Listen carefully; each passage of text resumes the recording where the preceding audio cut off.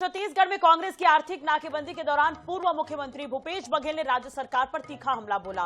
बघेल ने कहा कि छत्तीसगढ़ की सरकार अडानी चला रहे हैं, सरकार गुजरात से संचालित की जा रही है, प्रदेश की खनिज संपदाओं को बेचा जा रहा है। बघेल ने कहा कि कांग्रेस इसे बचाने की लड़ाई लड़ रही है।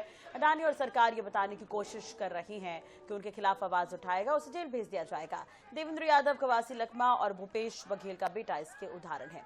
पूर्व सीएम बघेल ने कहा चैतन्य को सिर्फ इसलिए गिरफ्तार किया गया क्योंकि वो भूपेश बघेल का बेटा है। आगे की रणनीति को लेकर बघेल ने कहा कि प्रदेश कांग्रेस कमेटी की बैठक होगी जिसमें आगे क्या कुछ करना है उस पर विचार होगा।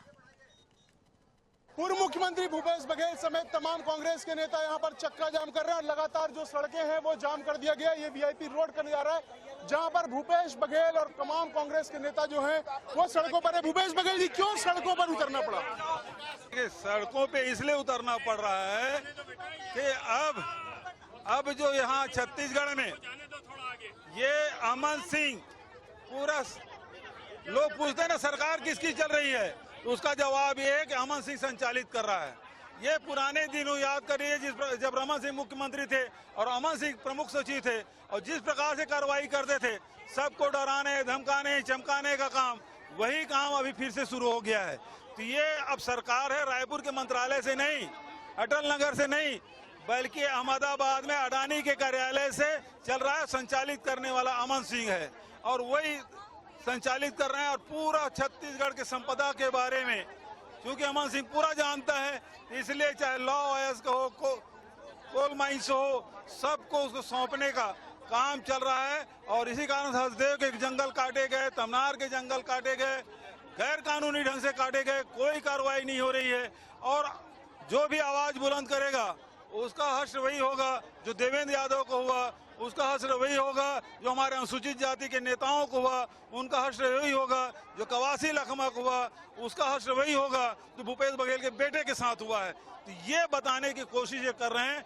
अब लोगों को समझ आ गया है कि नेताओं को बदनाम करो, पार्टी को बदनाम करो और पूरा जंगल साफ करो और उसके नीचे जो खनिज है उसका दोहन लूट करके भाग जाओ। क्या ये गिरफ्तारी सिर्फ इसलिए हुई कि चैतन्य बघेल भूपेश बघेल के बेटे हैं? और इसके अलावा और क्या है? इसके अलावा क्या है? क्या आरोप है उसके पास? कोई आरोप नहीं, कोई तथ्य नहीं है उसका। क्या करेंगे आगे? आगे फिर से पीसीसी बैठेगी, अध्यक्ष जी और हम दीपक बैज जी, चरणदास महान जी, सारे सीनियर लीडर फिर से बैठेंगे। आज के चक्का जाम के बाद जो भी पीसीसी निर्णय लेगी आगे करेंगे।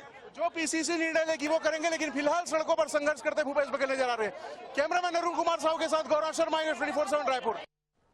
छत्तीसगढ़ में ईडी की कार्रवाई के विरोध में कांग्रेस ने आज आर्थिक नाकेबंदी की।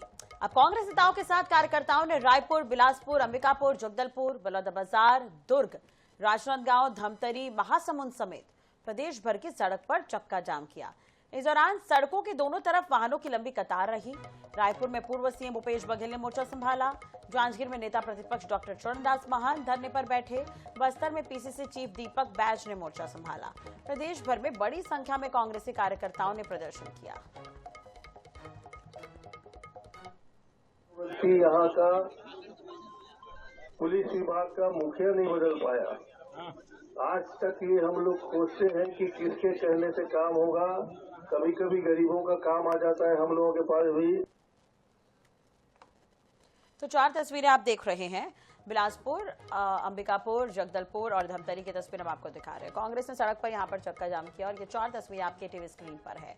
तो ये 4 तस्वीरें हैं बिलासपुर, अंबिकापुर, जगदलपुर और धमतरी की तस्वीर हम आपको दिखा रहे हैं। ईडी का एक्शन और कांग्रेस का प्रदर्शन अलग अलग जगहों पर देखने को मिला। कांग्रेस ने आज आर्थिक नाकेबंदी की थी 12 बजे से लेकर 2 बजे तक और अलग अलग जगहों की तस्वीरें हम आपको दिखा रहे हैं। तो बिलासपुर, अंबिकापुर, जगदलपुर और धमतरी की तस्वीर आप देख सकते हैं।